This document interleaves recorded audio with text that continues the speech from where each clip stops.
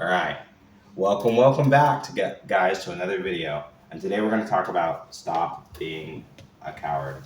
This is prolific creativity and business. I don't know. I'm trying to figure out a motto or tagline. Maybe you guys can help me out with that. But today we're going to talk about stop being a coward. Now, I know this word, coward, is a really incendiary word, which is why I'm using it, because I want to incend. I want to light you on fire, so to speak, because cowardice is the number one barrier I've seen again and again that keeps people from stepping over the threshold into their dreams, into the things they want to, because they are too afraid. Now, what do I mean when I say a coward? Coward is very simple for me.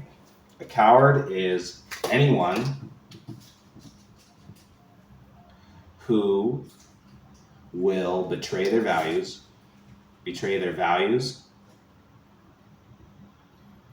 beliefs, their sense of self, etc.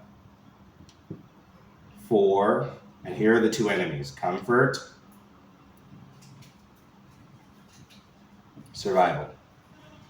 And you might be like, well, what do you mean? Survival is like basic. Like everybody wants to survive. And it's like, well, yeah.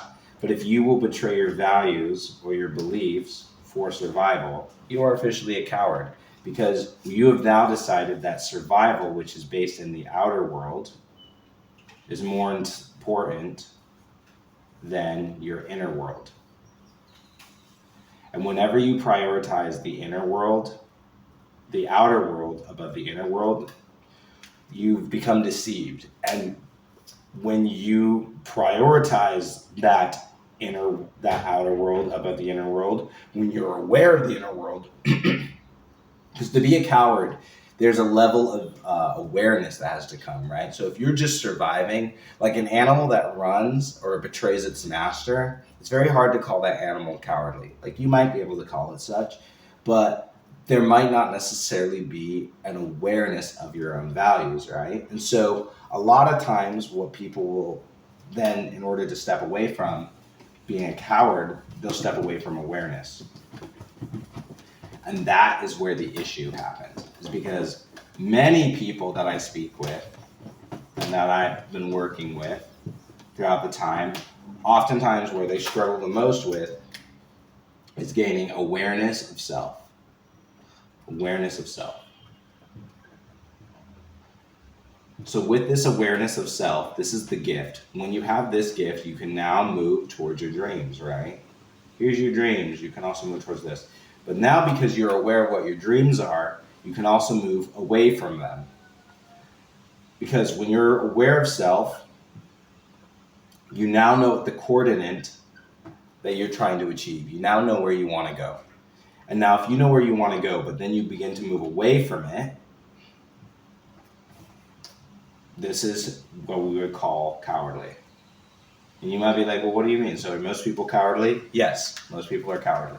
And I'm using that word in this sense because it's important. Now you might say, well, what's the opposite of cowardly? And I'll just say being true, or being authentic. And you can call it being brave. And bravery is a bit of a virtue as well, but oftentimes it's only seen as a virtue when it is juxtaposed to the cowardliness of the environment around us. It is not necessarily brave to be who one is meant to be. It is only brave when we are who we're meant to be, when there is resistance, right?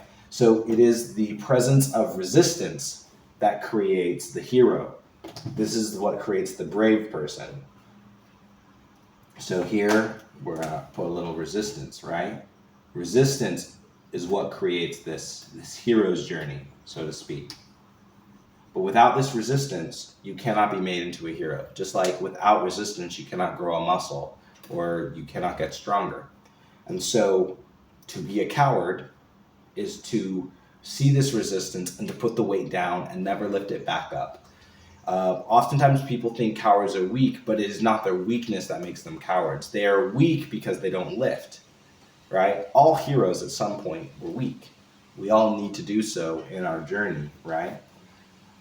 In the typical cycle of growth, we all have to go into a place down in the pits of despair, down into the abyss. So let's do our good old emotional Hawkins scale from our life mechanics.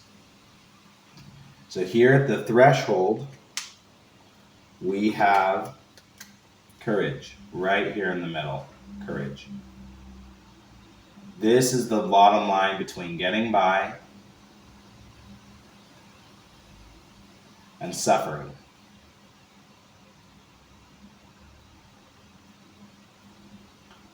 And then from this suffering to getting by, here we have expansion. So to move into expansion, which is where most of us want to be, we want to be expanding, growing into ever happiness, love, tranquility, peace, all that stuff. We first need to step into courage. But part of going from suffering into courage and then into getting by is we have to be willing to deal with things like discomfort. There's also going to be a sense of alienation, because when you start stepping into your higher self, everybody that's down here at the bottom suffering, so this is the saying, misery loves company. Everybody else down here, which if you remember, it's about 80% of people are right here. They're in suffering. They're just in suffering mode, figuring things like shame, guilt, apathy.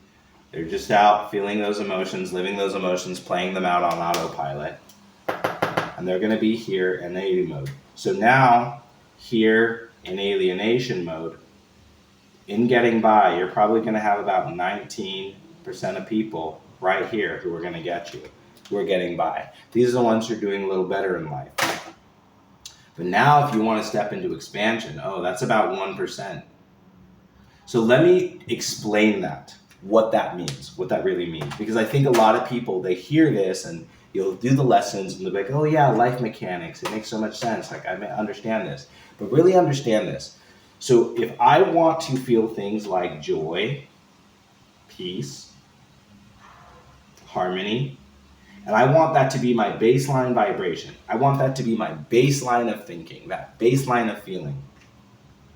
If I am in a room of 100 people, I want you guys to really think about that. Think about the last time you were in a room with 100 people.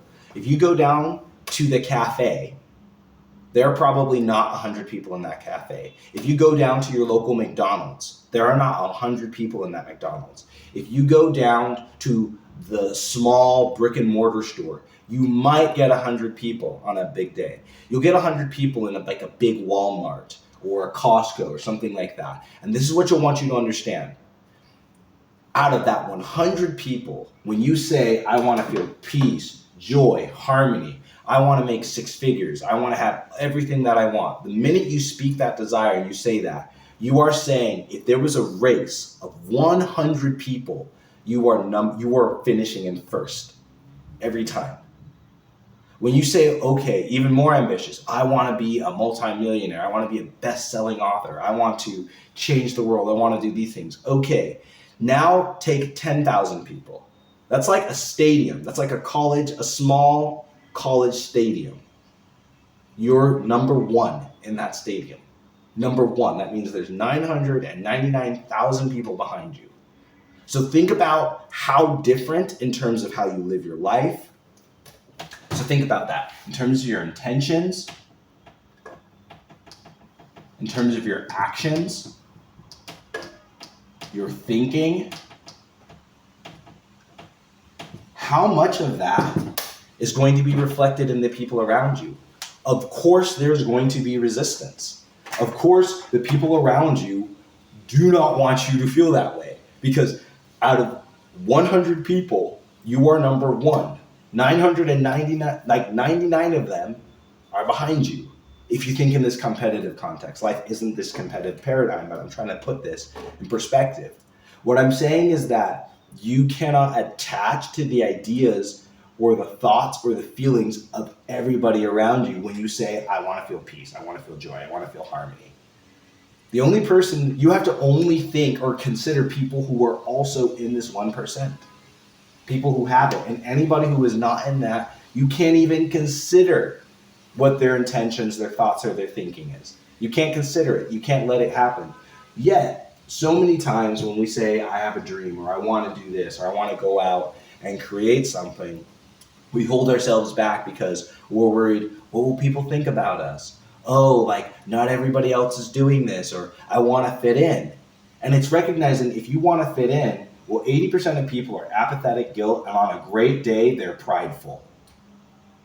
On a great day, they're prideful or angry. That's what 80% of people are on.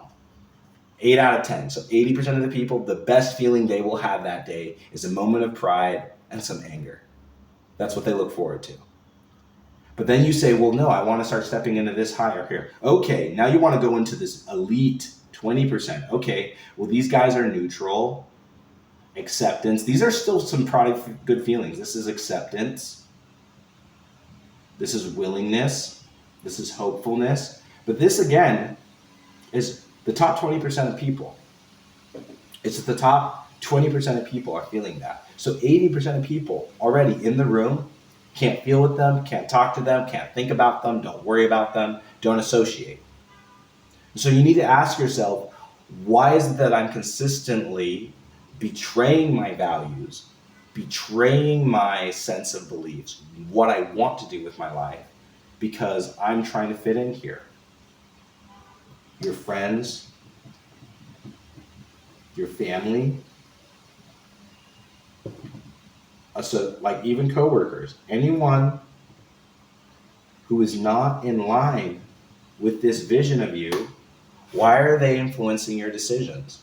Because when you let them influence that decision and that becomes your determinant, what happens is you no longer step into courage. And you know what happens when you don't step into courage? You go right back down into the lower paradigm, exactly where they want you, where you start suffering, where you start feeling apathy, you start feeling fear, you start feeling anxiety, desire, stress, because that is where all this lives, because you're not being courageous. You're not stepping into the thing you know you need to do. You're not dealing with those emotions, processing them, and allowing them to move you upwards. And it really is just a decision, but that's what's happening. So when I say stop being a coward, examine your intentions, examine your actions, and examine your thinking. Is this the thinking of someone who is in line with what it is I want to do? Because remember, all we have is now. Everything is just a giant eternal now, right here.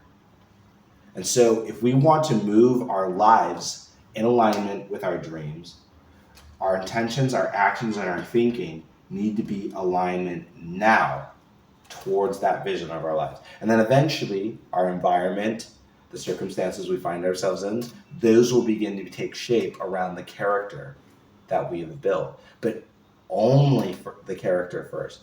And believe it or not, it always functions that way. The very life you're living now is a result of the character you have built.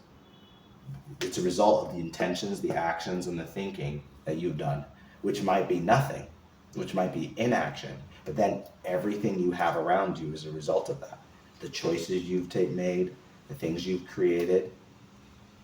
And a lot of people don't want to hear that. Oh, like, does that mean like my sicknesses and the circumstance, like when someone hurts me randomly on the bus, like it's my fault, I attracted that? If you understand the level of these energy mechanics, it's not about fault, but yes, you brought that into you. And that's not an easy thing to accept. But if we can accept that, we can then understand and take a level of control, or rather guide ourselves towards the path of surrender and enable ourselves to move forward. But it first starts from setting and asking yourself, what are my intentions for my life? What are the actions that I take that reflect that? And what is the thinking that I live by? Really think about that. What are your intentions? How do you think? And what are the actions you take to set those? And then simply ask yourself, if I wasn't a coward and I wasn't scared, how would I live my life differently? And then at the bottom of that, you will find the answers you're looking for. So that's the video for the day. I want to encourage everybody, stay happy, stay healthy, and remember why you're here. Don't be a coward. Peace.